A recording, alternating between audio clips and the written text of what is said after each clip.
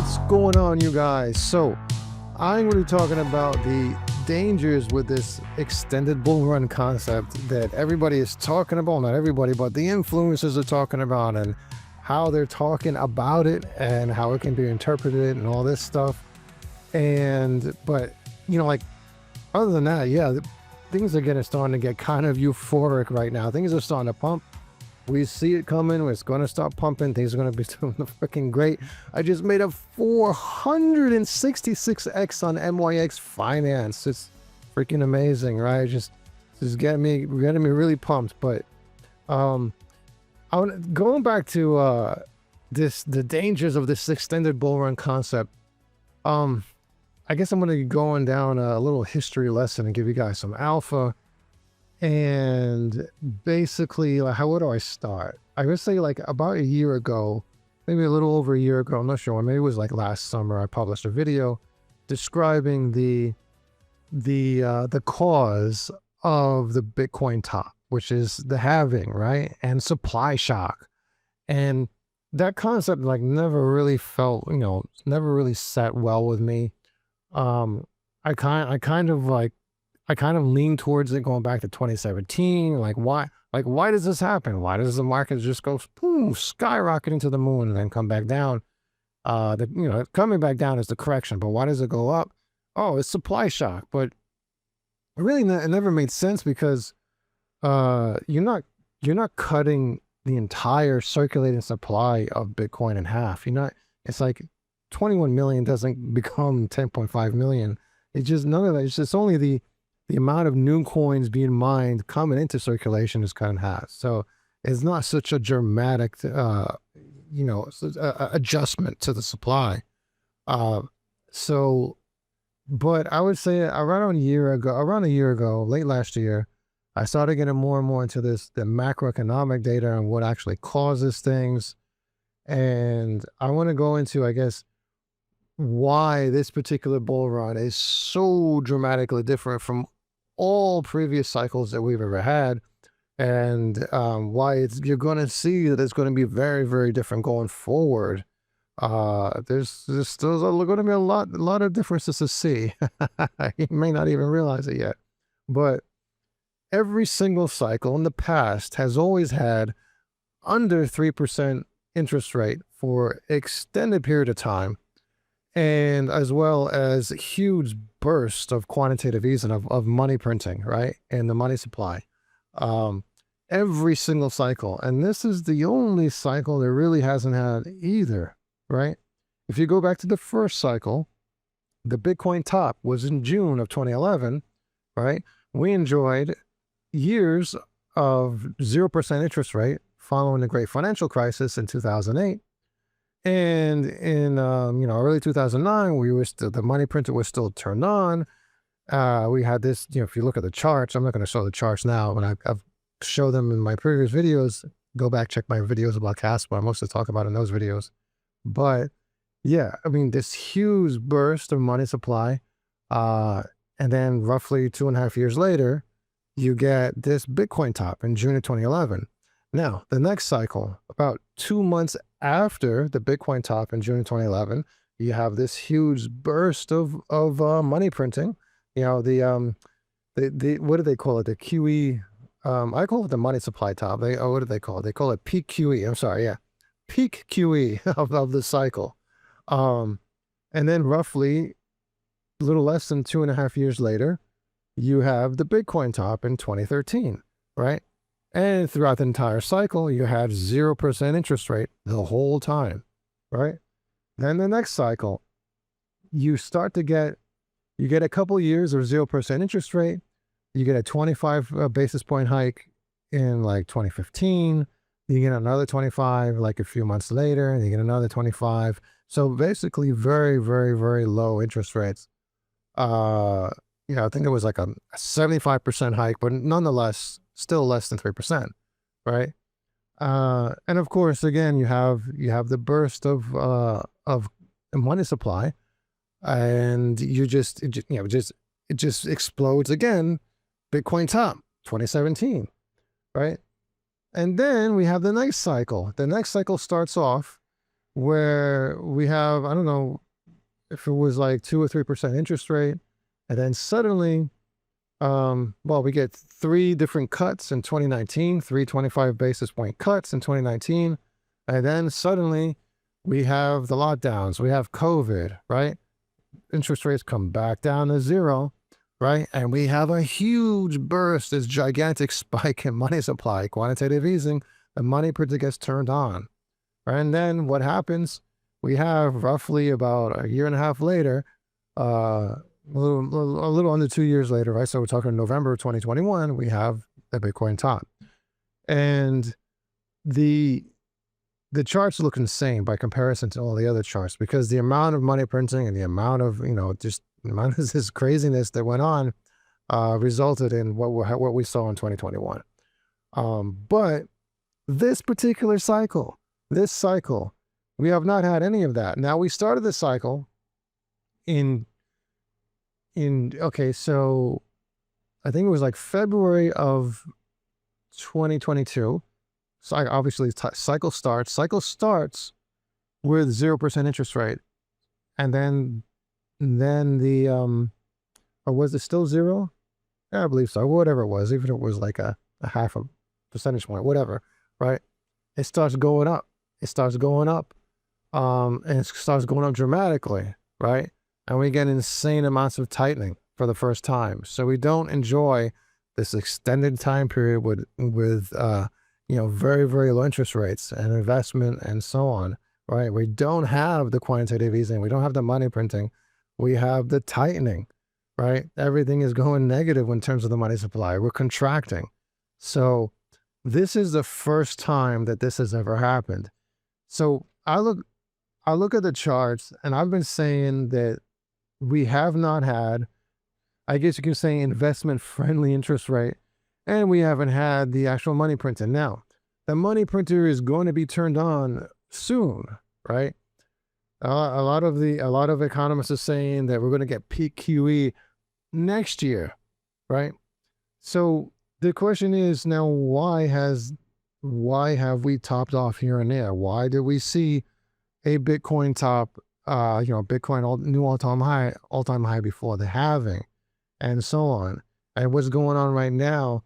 It's like it all has to do with the investment. We have a crypto-friendly government. We have ETFs. We have obviously the Bitcoin ETFs that did that. Now, what's going on right now? We've seen the Ethereum ETFs. We're seeing a lot of stuff going on in terms of a crypto-friendly environment that's causing all this stuff to pump. Now, I've been saying that we might get a very, very poorly performing Bitcoin over the next few months, but we're going to get a phenomenally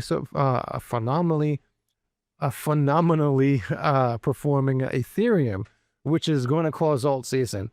Now, does that mean that there's going to be a top? We're going to top off and end the bull run? That's what I've been talking about.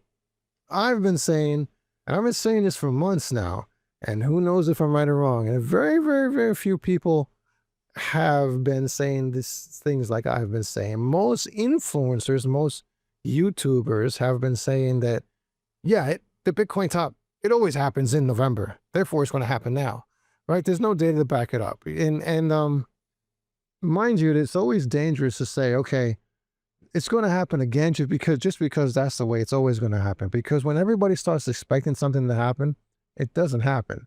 We just saw that recently with August. August, in the post-halving year, August has always historically been green, but it just turned red.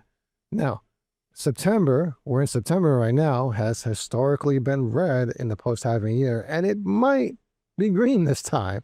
So when people expect things to happen, it doesn't happen. The opposite happens.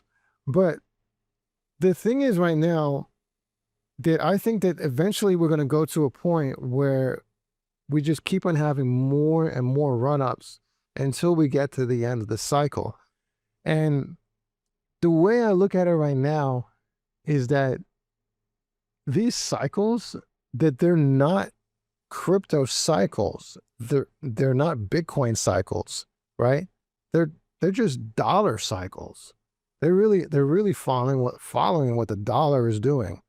So, I mean, I don't know, guys, but I seen a lot of these folks like Kathy Wood saying that a Bitcoin is gonna hit 1.5 million in the year 2027.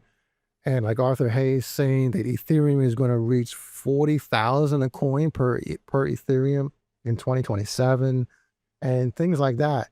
Now, if we get peak QE next year, if you fast forward roughly a year and a half to 2 years, you get a a crypto cycle top, if you want to call that, because I just called it a dollar cycle, but you get a Bitcoin top in the end of 2027. So let's say this is a 6-year cycle. So what's going to happen now from now until 2027? If that is the top of the cycle, we're probably going to see a lot of ups and downs, and to be perfectly honest, a lot of ups, right? A lot of run-ups, with the market just getting, bigger and bigger and things just increasing.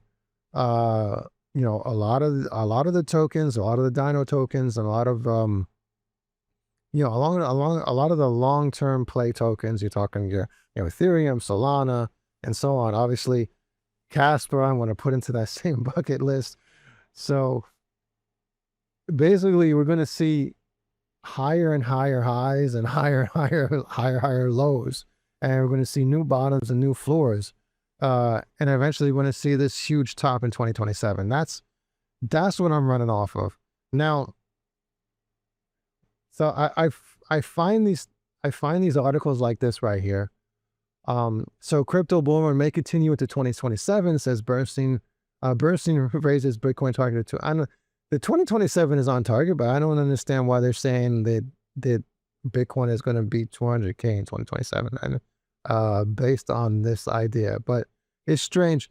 But a lot of these articles just go untalked about. Like nobody talks about them. Nobody talks about the extended cycle. Nobody, it's just like, just goes right past everybody. I'm like, I don't get it. We have this other, Bitfinex Alpha believes that no alt season until regulators approve more diverse crypto ETFs beyond BTC and ETH, right?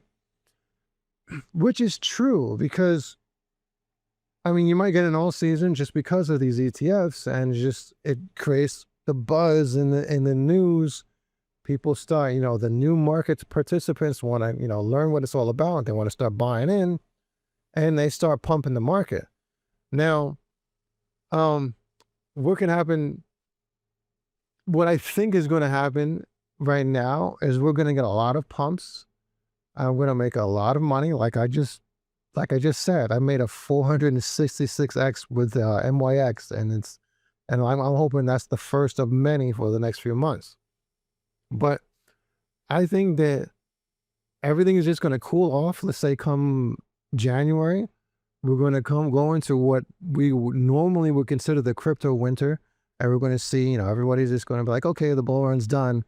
They're going to sell out, they're going to sell off everything, and they're just going to fade away into the wind. And then like May or June of next year, things are going to start pumping, right? We're going to get, the Solana ETFs, we're going to get all that stuff, the Dogecoin, you name it. And things are going to start pumping like crazy. And people will be like, whoa, what the hell is going on?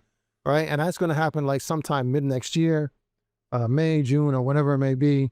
We're going to get like at least a quarter or so of like just nothing, right? People are going to be selling off everything. Now, that's all the good news that I've been talking about. This is good news. Now, what's the bad news here? What are the dangers that I've been thinking about? Now, the dangers are more associated with the influencers not talking about this. They're not talking about how this cycle is different and, how to prepare for it going forward. So everybody, on YouTube is saying that this is going to be the bull cycle top in the next few months. It's going to happen in November, or maybe it's going to happen in December, but then that's it, because it always happens that way. And so the dangers I want to the dangers of that is that what if we don't get this huge pump? We get a nice run up and we make a lot of money with some coins like I just did with MYX, right? And we can make a lot of money with some coins, but every other coin is like sort of mediocre. Now in my circles, we're trading a lot of tokens, like to say these Mac Fury tokens, right? JYAI, Jerry the Turtle, right? A lot of people expecting Jerry the Turtle to do like a $1 or $2 billion market cap. And like, what if it doesn't? What if it doesn't pump like that over the next couple of months? You know, going into November. What if it just doesn't? What if it just only goes 200 million, right? And then you have all these influencers saying, we're going to get this huge bull run, you know, this huge top in, you know, the next few months. Now, with me, the way I trade is as it goes up, I like to sell, take profits. Keeps going up, keeps going up. I like to sell, take profits, right? If I know we're in the bull cycle top, I'm going to be selling. I'm not going to be buying back in because that's what I normally do. That's what I've been doing, swing trading. You know, sell high, buy low, sell high, buy low, sell high, like continuously, right? Build your bag. Now, if we're going into a bull cycle top, you know, or we're going to a huge run up, even if it's not the bull cycle top, in let's say November, we're going to a nice run up. I'm just going to be taking profits, right? I'm getting out like 10%, 10%, 10% continuously. I'm just like every day, depending on how much things are pumping. Again, you got to look at the charts, right? But if you're being told, listen, in this Jerry the Turtle example, if you're being told that Jerry Turtle is going to go to 2 billion, right? And it only goes to 200 million, you're going to be sitting there and you're going to be waiting. And you're going to be thinking, it's still going to pump, right? And you're not going to take profits, right? Because all these influencers are saying, it's going to go higher, right? Another one, MindFact. MindFact is a pretty good one. MindFact. It could go to 1 billion, top of the bull run.